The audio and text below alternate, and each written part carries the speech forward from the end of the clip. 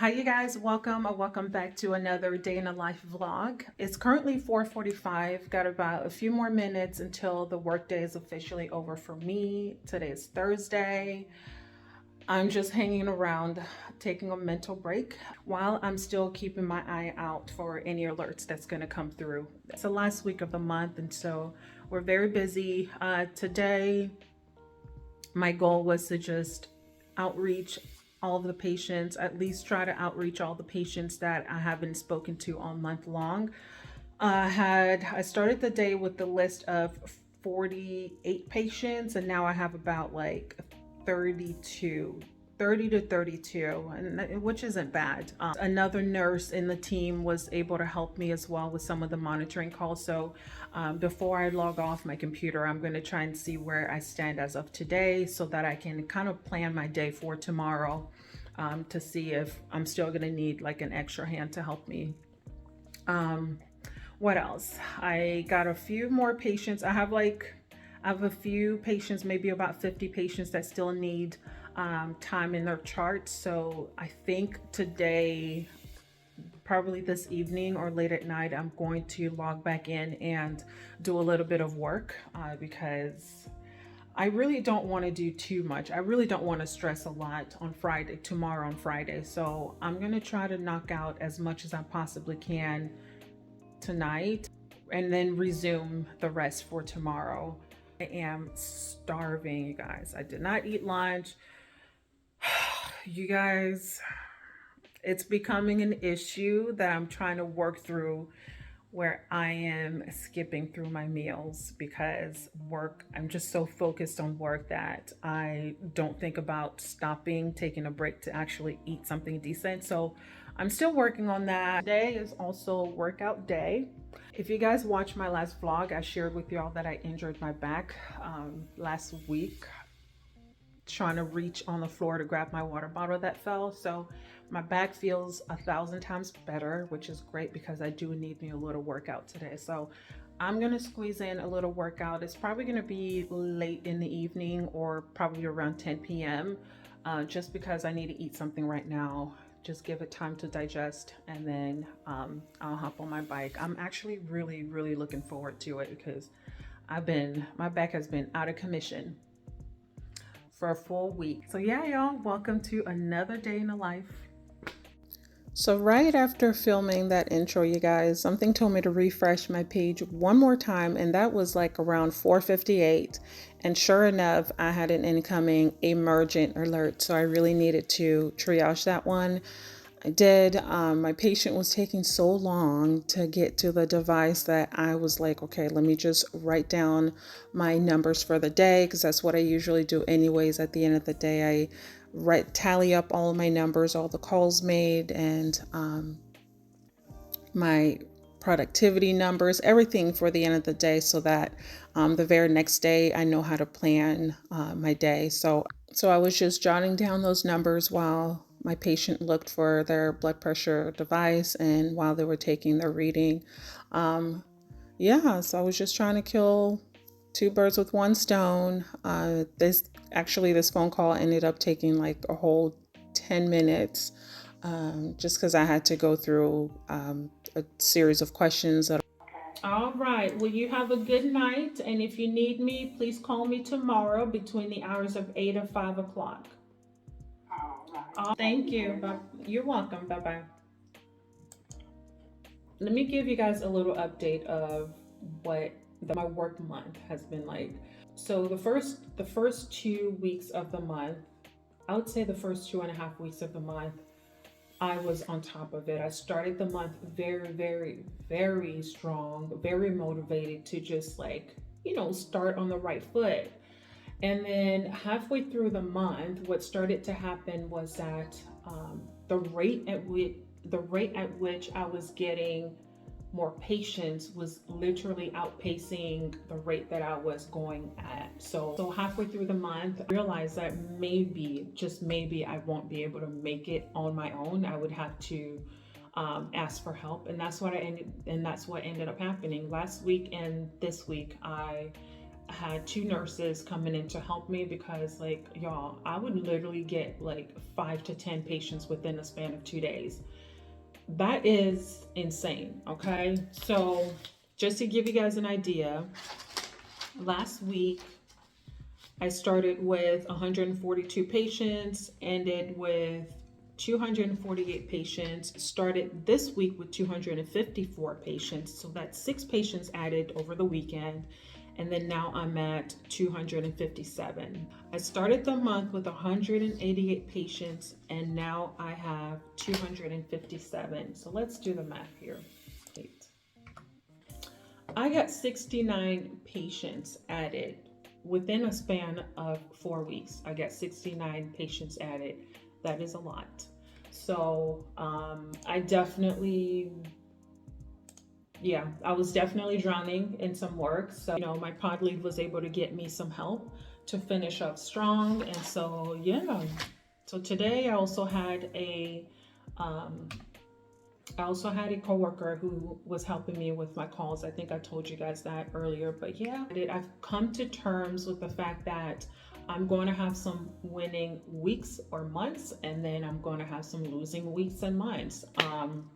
I have decided to let go of the idea that, I must always finish the month strong on my own. I used to take pride in that. The last time I was able to complete a full month on my own was in January. And of course, that's because I had a smaller patient load. So now that it's increased, I'm trying to be a little bit more realistic about the type of goals that I want to set for myself. So right now, as of today, my friend, Emma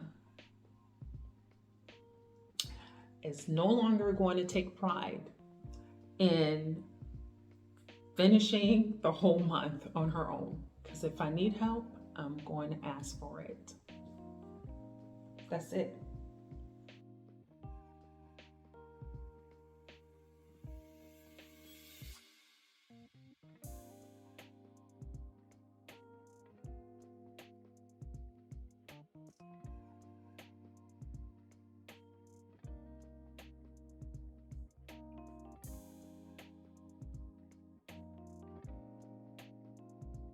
Yeah. I was on Instagram the other day, and I came across, she's a nurse practitioner. She's a psychiatric nurse practitioner. I think her name is Morgan Santiago. She posted a reactive video to someone else's video. A nursing student had posted a video basically sharing her experience in nursing school, specifically with her clinical instructor, and how their clinical instructor requests that they leave their cell phones in a bag during the entirety of clinicals, and they can only have access to their cell phones at the end of clinicals. So she was just sharing the story that one day she went to clinicals, and her instructor, of course, stopped her at the door and was like, give me your phone. And she told her no. And the clinical instructor told her to go home. She can go home if she won't give up her phone. So Morgan made a reaction video, and she basically shared her thoughts on the whole situation, stating that nursing students are not children. We're all adults. Some of us have children. Some of us are parents, sometimes grandparents. And she was just saying how, like, it's kind of like borderline ridiculous to have these childish rules in a program that is meant for adults. And I agree. We all have lives outside of nursing school, and to think that you can go on 8 hours or 12 hours or however long your clinicals are without your phone being next to you, without expecting somebody to get an emergency phone call, that's very unrealistic. If that happened to me, I don't know if I would have made it through the nursing program. I have people in my life who have children with very, very serious health conditions. And so, to exclude those kind of parents, to exclude those kind of people is very insensitive, in my opinion. And You know, it had me thinking. You know, they say nurses eat their youngs once you graduate and start working in the field. I honestly think it starts in nursing school because some of these instructors and clinical instructors really get on their high horse and they start to take advantage of their privilege. That's just my personal opinion. I've experienced the bullying, the discrimination, the racism. I myself and other classmates in my nursing program, we've seen it. We've seen it. It's happened openly in front of the entire classroom, and it's happened when myself and the other group of African Americans were by ourselves. I'll give you guys a little story time. I'll give you guys two story times. So we were doing, you know, putting our gloves on in a sterile field. And so after we practiced in the lab, she kind of just like threw it out there on us we were going to do checkoffs that same day towards the end of the class. So she had us all sit back in our seats, and she was calling us one by one to come in front of the entire classroom to demonstrate our sterile technique. And you know, I was like, okay, whatever, you know, we practiced enough, and we had 2 tries. So if you didn't get it done the first time, you can go ahead and, you know, try again. So I think I didn't get it right the first time, and she was like, no, go in the back room and go practice by yourself, right? Okay. My friend, who is also African, goes up. She was just always a nervous person. The entirety of our nursing program, like, she was always a nervous wreck. It didn't matter what we did. She was just a ball of nerves and anxiety. So it's her turn to go. She goes up in the front of the classroom. She's sweating profusely, like her hands were sweating, and there is no way that you can put on gloves with sweaty hands. And so of course she failed the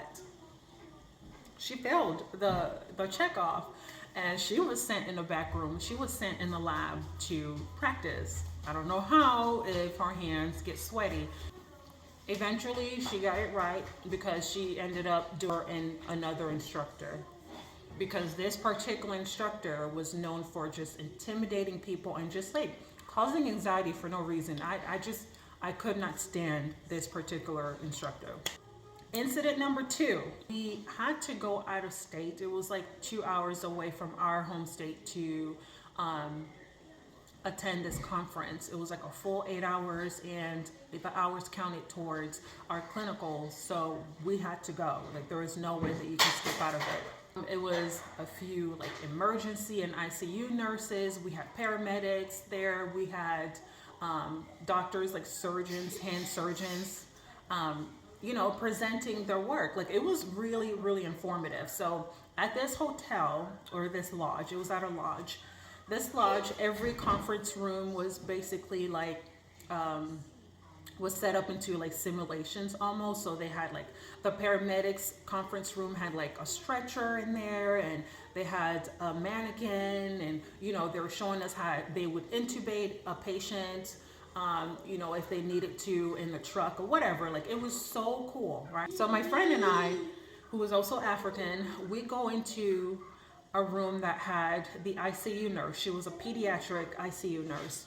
And she had, of course, a pediatric mannequin on the bed. She had everybody just kind of stand around her, you know, in a circle to, you know, look at what she's, you know, to pay attention to the scenario that she was giving us. So she was presenting the scenario, and then she was like, you know, I need 2 volunteers. And my friend and I were like, oh yeah, we'll volunteer. So we get out of the circle and we go in the center where she was with the mannequin on a stretcher. And